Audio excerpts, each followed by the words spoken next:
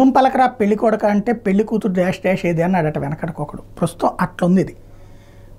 అమరావతి అన్నటువంటి దాన్ని పూర్తి చేస్తూ విశాఖపట్నంలో రాజధాని చేసుంటే జగన్మోహన్ రెడ్డి జీవితకాలం హీరో అయి ఉండేవాడు. అమరావతిని ఎలా ఉన్నది అలా వదిలిపడేసి విశాఖ కాన్సన్ట్రేట్ చేస్తే ఉన్నది పోయింది ఉంచుకున్నది పోయినట్టు కోస్తా జిల్లాలోనూ పోయి అదే విశాఖలోనూ కూడా ఓడిపోయారు. సాక్షి ఎప్పటి నుంచినో అమరావతి మీద అలాగే రాస్తూ ఉంటుంది. ఇప్పుడు అమరావతికి సంబంధించి తాజాగా 55% రేట్లు పెంచారు. అంటే నిన్న తెలుగుదేశం అనుకూల మీడియాలో ఒకటి ఫోకస్ చేసుకొచ్చారు. నారాయణ గారు ఒకటి చెప్పుకొచ్చారు. ఏమని,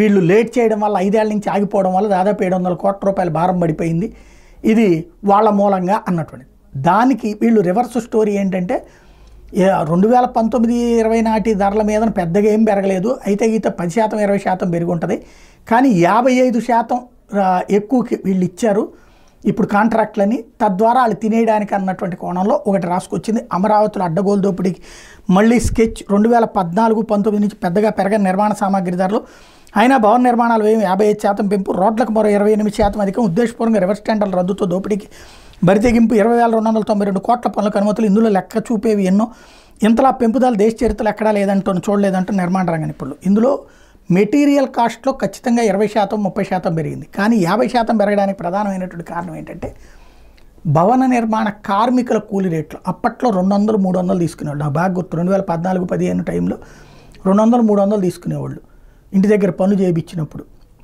అదే ఇవాళ రోజున వచ్చేటప్పటికి 700 రూపాయలు 900 రూపాయలు అడుగుతున్నారు. అప్పట్లో సెంటరింగ్ పనికి 400-500 తీసుకునేవాళ్ళు, ఇప్పుడు 1200-1300 రూపాయలు అడుగుతున్నారు. కాబట్టి ఈ కూలీ రేట్లు పెరిగినాయి. మెటీరియల్ కాస్ట్ తక్కువే పెరిగింది, కానీ కూలీ రేట్లు భారీగా పెరిగినాయి. తెలాపాపం తలా పెరిగిడని అందులో అప్పుడు ఉన్నటువంటి ప్రభుత్వం ఇచ్చినటువంటి సంక్షేమాల ఫలం కూడా ఉంది.